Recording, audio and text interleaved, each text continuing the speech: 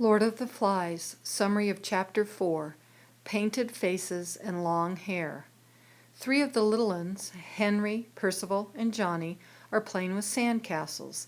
Henry is a distant relative of the little boy with the birthmark who was probably killed in the fire because he has never been seen again. The little uns have decorated the sand castles with rocks and shells and have made train tracks and other markings around them. They still cry at night, but mornings are good. The afternoon brings mirages and fear of the coming night, but the little uns don't cry for their mothers as much as they used to. Roger and Maurice finish their signal fire duty and on their way to the water for a swim destroy the little uns' sand castles. Both of the older boys laugh. Percival begins to cry because he now has sand in his eyes. Maurice feels uncomfortable because he knows he has behaved badly and he leaves. Johnny behaves like the older boys and throws sand. Percival cries again. Henry plays for a while longer, then he goes to explore some sand tide pools. He likes watching the water fill up his footprints, and he likes seeing small transparent animals in the tide pools. He doesn't see Roger watching him. Roger had enjoyed destroying the little uns' sand castles. Now, falling coconuts from the palm tree he is hidden behind give him an idea. He starts throwing small rocks towards Henry. He is still a little civilized, so he doesn't hit Henry. He just keeps throwing stones near the 6-year-old little un. Henry had looked up to see which friend was teasing him by throwing stones, but Roger kept hiding. Henry got bored and left. Suddenly, Roger is surprised to hear Jack's voice nearby calling him. Roger's embarrassed because he thinks Jack has seen him being mean, but Jack has not. Jack is with Bill, Sam, and Eric. Jack wants to show Roger something. Jack is excited because he thinks he has figured out a way to kill pigs. He thinks the pigs have been seeing him. Now he shows Roger red clay and white clay that he has carried in 2 big leaves. He also has a charcoal stick that he has brought down from the fire. Jack plans to camouflage himself. Jack is unhappy with the results of his face painting the first time, but he is very happy the second time. He uses water and a coconut shell as a mirror and sees his red and white face that he has slashed across with the charcoal stick.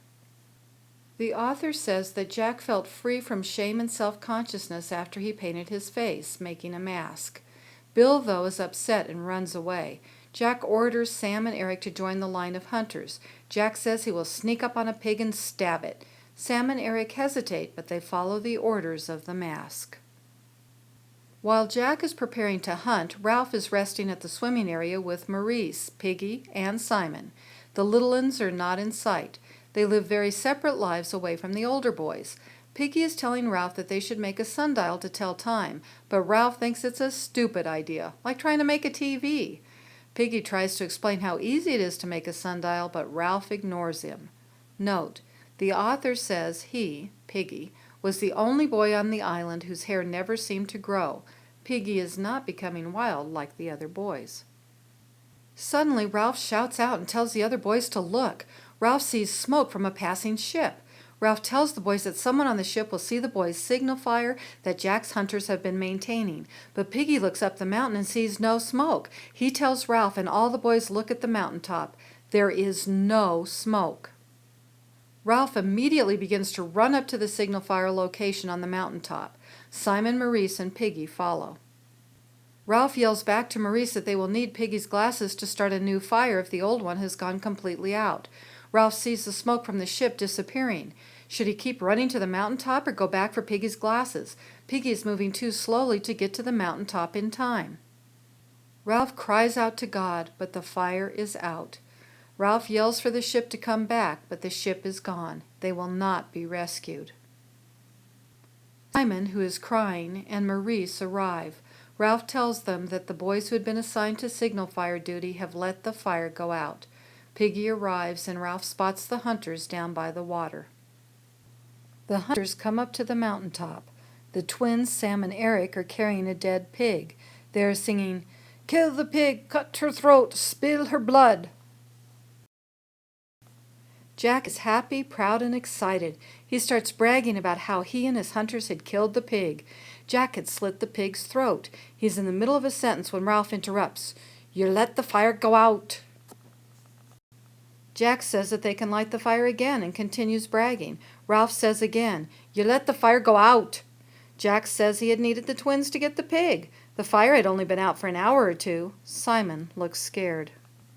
Ralph points to the empty sea and tells Jack that there had been a ship. Piggy yells at Jack, saying that Jack was only interested in blood. Ralph pushes Piggy back. He says Jack has failed to support the chosen leader. There should have been shelters first, then hunting. Piggy yells at Jack again, saying that Jack should not have let the fire go out. Some hunters start to agree with Piggy, and Jack gets mad. Ralph steps forward, but Jack hits Piggy in the head. Piggy's glasses fly off, and one lens breaks. Simon picks up Piggy's glasses and returns them to him. Piggy is very upset. Now he can see with only one eye. Jack makes fun of him, and the others start laughing. Ralph laughs too, but he tells Jack that the attack on Piggy was mean. Jack apologizes to Ralph, not for hitting Piggy, but for letting the fire go out. The hunters admire Jack for apologizing, but Ralph does not accept the apology. He just tells Jack to light the fire. Ralph stands in front of the old fire, forcing Jack and his hunters to build a new fire in a different place. Jack cannot light the fire. Ralph gets Piggy's glasses and lights the fire. The author says, "A link between him, Ralph, and Jack had been snapped and fastened elsewhere." Now Ralph is working with Piggy, not Jack. The hunters put pig meat on sticks and cook it. Ralph decides to eat some. No one gives meat to Piggy, and Piggy asks why not. Jack says that Piggy did not hunt. Piggy says Ralph and Simon had not hunted either. Simon gives Piggy his meat. Jack curses at Simon, but gives him some meat. Maurice pretends to be the pig. The hunters dance around him, pretending to beat him and sing, "Kill the pig, cut her throat, bash her in." Ralph watches them enviously. When they stop singing, he says that he is calling a meeting and everyone should go down to the shelters area.